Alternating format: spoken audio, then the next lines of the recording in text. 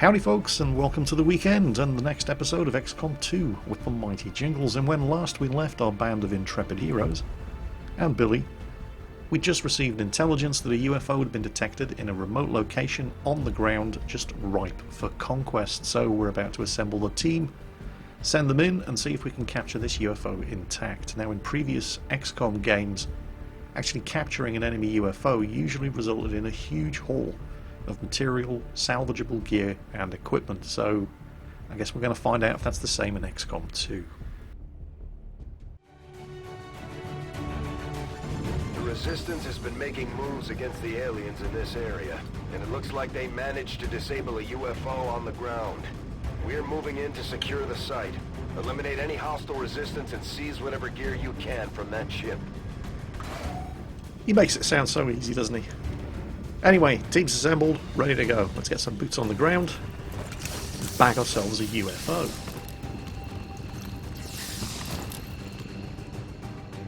Menace 1-5, UFO site coordinates locked in. Move to secure the area, neutralize all hostiles. Okay, so for mission completion we have to kill all of the aliens and take over the UFO. And there doesn't appear to be a timer on this mission, so that's good, we can take our time. Quickie Baby's always a useful guy to start off with as a scout, because one of his specialist abilities is that as long as he doesn't shoot at anything during his turn, you can use both of his turns for movement and still put him into Overwatch at the end of the turn. I've gone back to the Spanish voice for Rita, even though she's not Spanish, she's Portuguese. It's the closest thing available. The American voice just wasn't working for her. Right, let's get everybody moved up and see what we can see.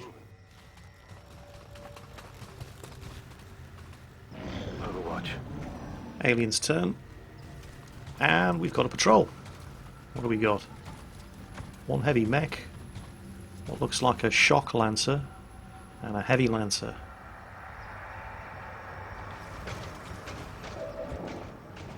Right then, ambush time. Let's get Quickie Baby into position. Yep, that'll do. Position confirmed.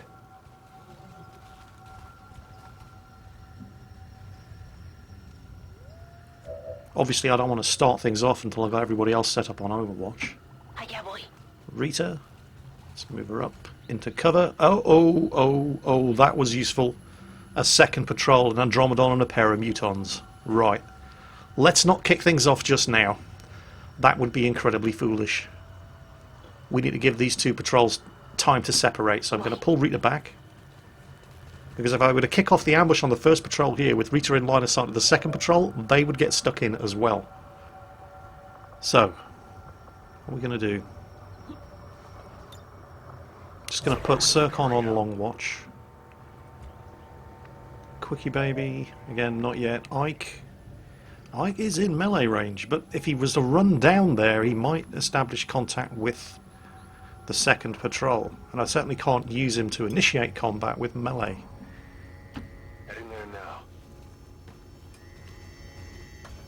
Get him a bit closer, gives him a better chance on Overwatch with his shotgun. So that just leaves Jingles and Hector. I'm going to put Hector in a Overwatch position first, and I'm going to initiate combat with Jingles, because at the moment they're all nicely bunched up, and Jingles can hit them all with his plasma grenade launcher. So Hector, he's exposed, but I don't expect any of these guys to survive the ambush. So he's on Overwatch on the ledge. Jingles, plasma grenade, and he can easily hit all three of them. Say hello to my little friend. Whoa, that was good. Oh, he hells yes. And of course that's also shredded their armor, so everybody else is going to do full damage to them. We're in their sights. I think they know we're here. Not that it's going to do them any good. Circon, take his face off please. Thank you. Hector takes out the second trooper. That just leaves the mech. Does have a lot of health, but, well, not too worried about that. Direct attack from Jingles, if it doesn't kill him. And it killed him. But even if he'd survived that, Jingles would have then marked him as a target, so everybody else would have been guaranteed to hit. So, first patrol down. And I know that there is a second patrol just around that corner over there somewhere, consisting of an Andromedon and 2 Mutons. So, what you're about to see me do now is make every possible bad decision, like moving Quickie Baby right down next to Ike, who spots a Muton on Overwatch, fires and misses. But I've moved Quickie Baby right down next to Ike, and I'm expecting to run into an Andromedon, and that thing's got a ranged area of effect attack. So that wasn't particularly smart, and here it comes. Quickie Baby, also on Overwatch. Also misses. That Muton should have been dead by now. And now I've got Quickie Baby and Ike standing right next to each other, and there's an Andromedon down there. And the only thing that saves my ass here is it's not actually in range. We just picked up an outbound signal coming from the UFO. It's some kind of distress beacon. You need to get inside that ship and shut down the signal before they send their whole fleet after us. Okay, now we're on a timer. So, what else can I do to screw this up? I move Quickie Baby up. Seems doable. Give him a better chance at hitting that Andromedon. But, well, it's still not a very good chance of hitting. So I decided to put him on Overwatch. The thing about Overwatch is that it actually gives you a reduced chance of hitting a target when it moves in its turn, so I would have been better off just taking the shot. What you're not going to see me doing though is trying to engage a Muton in melee combat. I have at least learned that much, but Rita doesn't have a very good shot from back there, so I move her up, and she's still got a terrible shot from up here. So, while she's here now, I can either fall back, or I can hit him with a plasma grenade. This is going to strip his armour, and take about half of his health off. Also, remove his cover. Jingles doesn't actually have line of sight to any of these guys. So I move him right up. Not into cover. Counting on being able to take this guy down. And he scores a crit, and does, but there's a second Muton back there. Now, at least Rita and Jingles aren't bunched up, so the Muton isn't going to take them both out with a plasma grenade, but both Jingles and Rita are still dangerously exposed, and there are still 2 aliens up, so Rita is the closest target to the Muton, so with Actor, I send his gremlin drone over to hit Rita with the aid protocol. This is going to buff her defense. I'm basically trying to make the most of my terrible self-inflicted situation here. I stick Actor on Overwatch, and I did at least have the sense to move Quickie Baby and Ike apart, so they're not standing right next to each other in front of an Andromedon. So of course the very next thing I do is I move Ike right up back next to Quickie Baby again, trying to get a better shot at the Andromedon with his plasma shotgun, but nope, still allows a chance of hitting, and he's not even in range to use a plasma grenade. Great. What am I going to do? Well, as a ranger, Ike does have a run and gun ability, which allows him to use both of his moves on movement and still shoot at the end of the turn. Which is going to leave him standing in the middle of the open ground right in front of the Andromedon, and unless he gets a very, very high scoring crit and he only has a 65% chance of hitting, he's not going to kill him. Oh well, I'll take the shot. And it wasn't a very, very high damage scoring crit. Still has all of his armour. He's on half health. Circon, save the day. Please. Hang on a minute. Circon's serial kill ability. If he gets to kill this guy, he can fire again. And he has. Now, remember it's an Andromedon. That actually counts as a kill, but all I've done is kill the pilot of the Andromedon. Now, of course, it won't use any of its ranged attacks. And Circon gets to fire again. Well, he doesn't kill it, so he can't continue his serial shot. But now it's on low enough health. And here comes the Muton. Well, we'll see what happens to the Andromedon in a moment. Ike standing... Wait, no! Quickie Baby on Overwatch. Oh, he's got him! Oh, wow. Well, how about that? Oh, what's the Andromedon going to do? It's charging Ike, but hang on, Actor on Overwatch. Jingles, you lucky bastard. I totally didn't deserve to get away with that. And yet, 2 patrols down, none of my squad injured. Still, we are still on a timer. Got 5 turns left before reinforcements arrive in response to the distress beacon. So I need to get in there and shut it down. Okay, Quickie Baby up to the door. Always try to lead with Quickie Baby, particularly when there's well, something that needs hacking. Because he's a specialist with that gremlin drone. He doesn't have to get right next to whatever it is that needs hacking and shutting down. He can send the drone in to do it. Also, I can use all of his moves on movement and still go into Overwatch at the end of the turn. He's very, very useful. So we're going to move everybody up, stack up on the door, and then breach and clear. Everybody in position, door open, and nothing immediately tries to chew my face off. So, Rita, Jingles, Actor. Who's expendable? Go on, Actor, have a look. Stick your head through that window. The power supply on this ship is likely to be a newer variation of the Illyrium core driving the Avengers systems. Thank you for that, Chief Engineer Shen. Scanning. Next time, if you could just keep it down to something that's actually immediately useful, that would be great. Right, Ike. I'm going. Oh, cheer up, Ike. You're still alive. What's the worst that could happen? Quickie Baby. Yeah, that's a good spot. Good cover. He's right up to the next door. Nothing detected. He will go into Overwatch now. Let's get Rita up on the door itself. Jingles, stack up on the door with her. Circon, of limited use now. There's no high ground for him to take inside the UFO itself, but he'd be completely useless still sitting on the ridge outside. So we'll put him in cover behind the table. Covering now. Hostiles are moving. And there's some movement coming from over there. Okay. Let's get this door open. And we've spotted something. 5, that's the distress beacon. Move in and disable it before the aliens get a bead on the UFO. 3 turns to this. What the hell is that?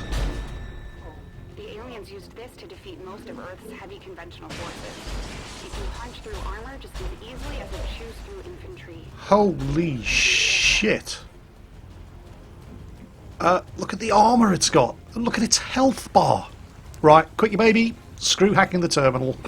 Shut that thing down. Haywire protocol. Go. It's going to shut it down for 2 turns. And look at the amount of health that thing has. It might take me 2 turns to kill it.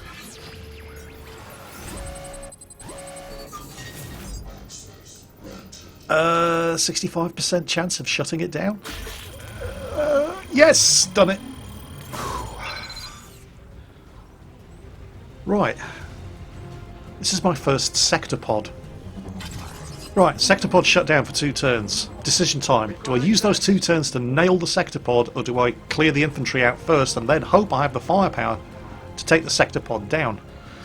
Well, with Jingles' wrist-mounted shredder gun, there's no reason why I can't do both at the same time. So I move Jingles up to suicide range in front of the sector pod, and I aim his shredder gun. This is going to go through everything, or at least it should. Get some. But I screw it up.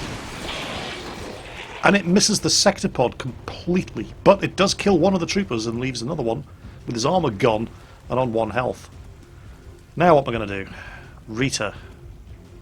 I could do a lot of damage to that sector pod with a fusion blade, but they've got a nasty habit of exploding when they die. So instead, I'm just going to take care of all the distractions and go and slice that trooper's face off. Now, Rita's just scored a kill, which means she will be immune to any attack that the sector pod makes, or at least the first attack that the sector pod makes towards her in its next turn. For now, however, it's shut down, so I don't need to worry too much about leaving Rita exposed in the middle of the control room. With Hector, all I can really do is shoot at this thing with a plasma rifle. But it still has all its armor. That armor's tough. Yes, it is, Hector. Ike. Ammo's running low. Again, I'd like to get up there and carve it up with a fusion blade, but if it explodes, it's going to hurt Ike. So instead, I move him up to give him the best possible shot with his plasma shotgun. which should do a good amount of damage, armor or not, and, well, no, not really. Deflection. Look at how tough this thing is. Right. Lightning Hands from Circon. Gets a free shot with his plasma pistol. It's only 2 damage, but it's 2 damage that I may as well take advantage of. Now we're going to go for the Rupture Shot, which is a guaranteed crit. That's much, much better. Deflection. It's still got a third of its health left after everybody's hit it. But it's still shut down thanks to Quickie Baby's Haywire protocol for 1 more turn. But I've only got 2 turns to deactivate this distress beacon.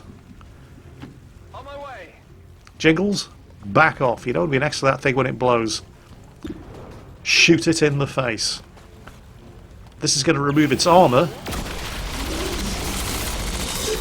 And it was enough to kill it. Good job I moved Jingles away before it went down. Sector pod, patrol, taken care of. Hacking in. Nobody took any injuries. Quickie Baby can stay in cover, send the gremlin round into the control room to hack the distress beacon. And we're going to get a small intel cache as well, which is nice. And is that it? Are there any more? Or are we done? We've knocked out the alien distress signal. Looks like the skies are quiet. Status confirmed. Mission accomplished. You're kidding me. That complete cluster was a flawless mission. Jingles, you lucky son of a bitch. Well, I'm never going to get that lucky again. Oh well, let's see what we recovered from that one.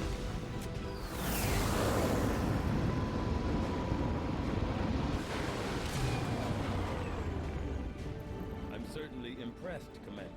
Another heroic effort in the field. Oh shucks, it was nothing. Right, no promotions. Let's see what loot we got from Operation Nighthammer.